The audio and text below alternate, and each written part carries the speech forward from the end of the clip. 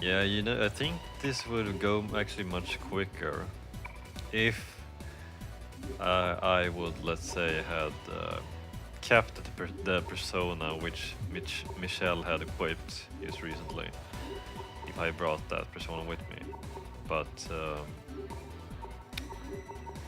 I actually want to keep using new personas whenever possible.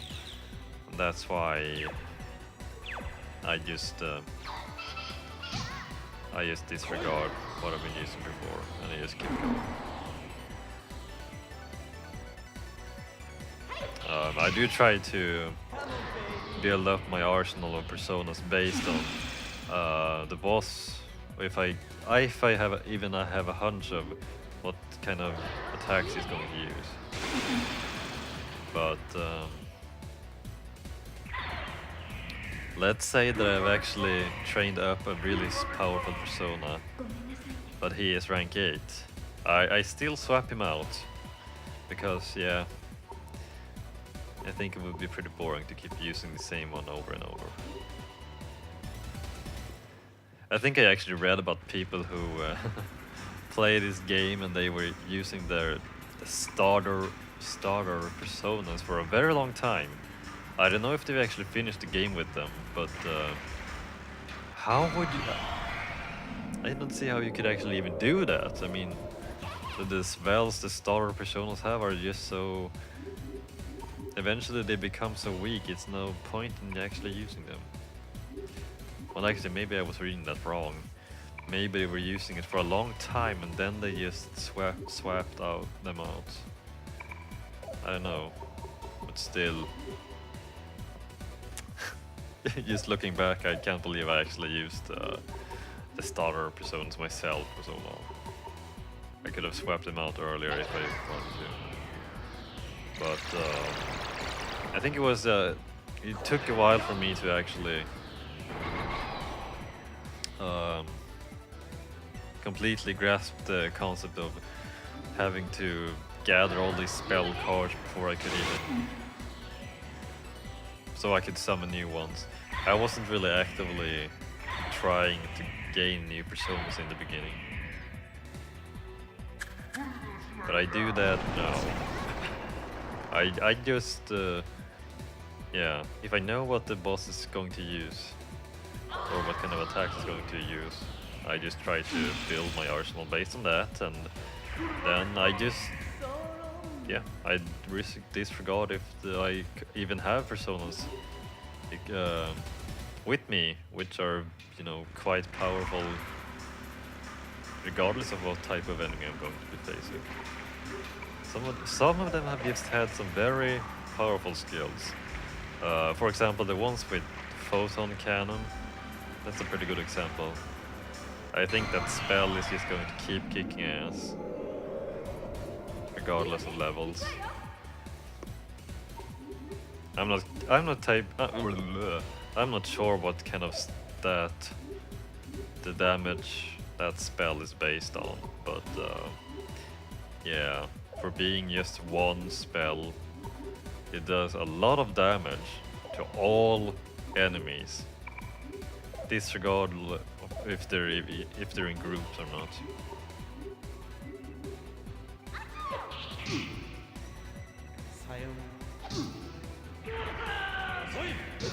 But yeah, I just want to see new personas all the time if I can. And that's it.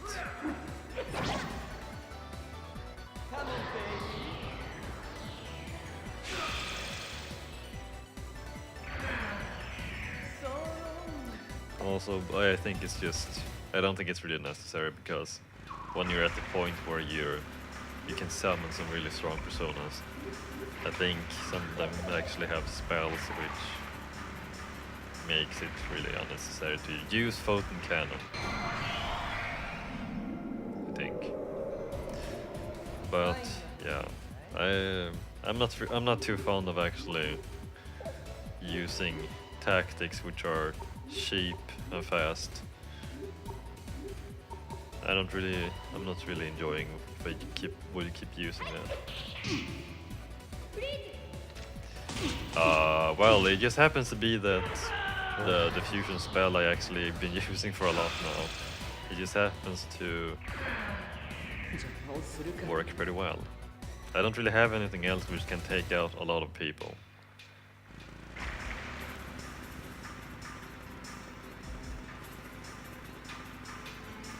It's still going. Enough already.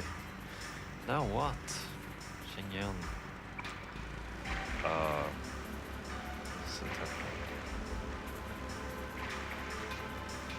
Yeah, I realize I'm kind of starting to paint myself into a corner again with what I'm saying, but I'm going to say that fusion spells are a bit exempt of that. Of what I would consider lame.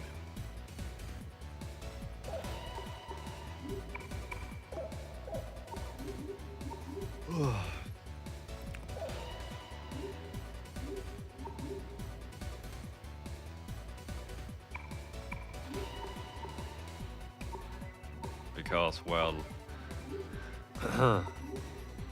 it's just pure luck if you do discover a fusion spell. Some of them. Some you can see the pattern that you use this certain skill together with other skills and they produce more fusion spells for you, but yeah, it's more random on how you actually acquire them.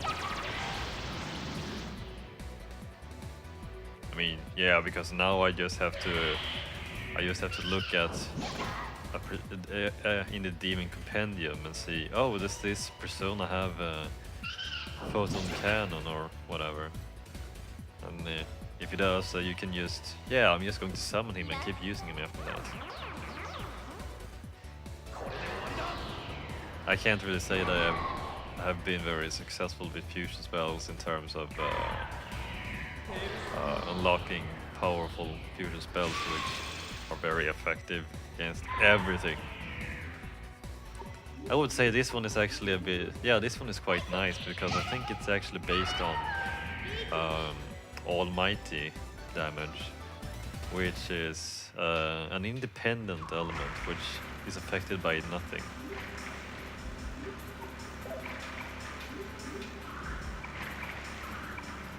I mean, you could kind of think of it. You could kind of no, wait, that's a really bad example. But yeah, between fire, earth, water, and wind and all that, it's just it doesn't really have any equal. It's diverging yet again. I would have thought we'd be there by now. Which way should we go, Tatsuya? Yeah, I also thought we would be there by now. This has been going on for very long now.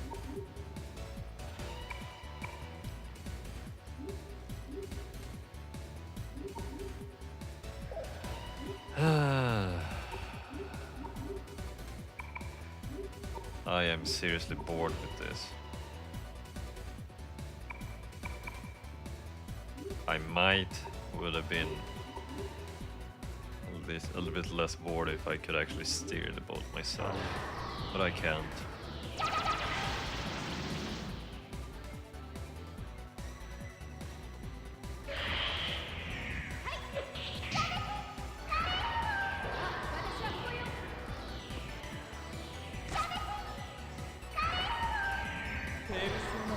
Well, then again, these demons I'm finding right now, they're actually resistant to melee. And Almighty is actually still a man.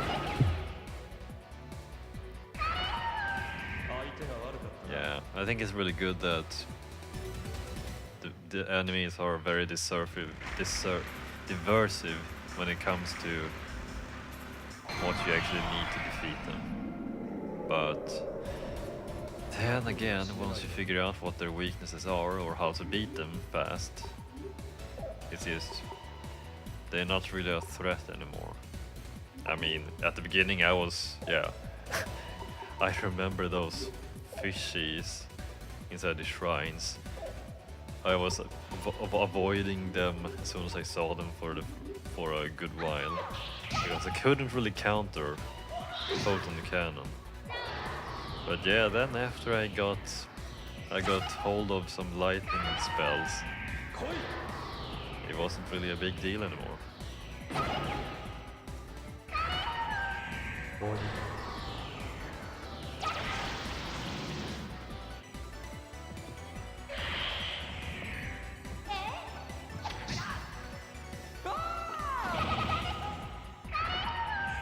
Yeah, there's not really much you can do as a developer if enemies have weaknesses, and then you can just keep exploiting that. I think, yeah, the only type of barriers they put up is that you need a very high amount of experience to actually level up on them. And it does also get a bit predictable and boring as soon as you know how to defeat them, because then it's just they're a nuisance. They're in the way. That's about it. Ah, man, for how long have I been down here? Oh, jeez. I mean, give me a break. Not a break from the game, but give me a mental break or something. I'm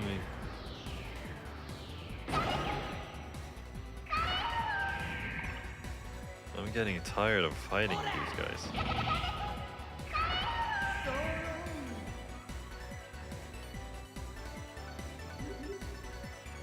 But I kind of get the feel of that we're getting a bit closer by now.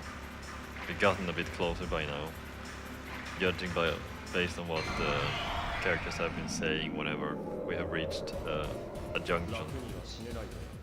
So I think we're done here soon, I hope.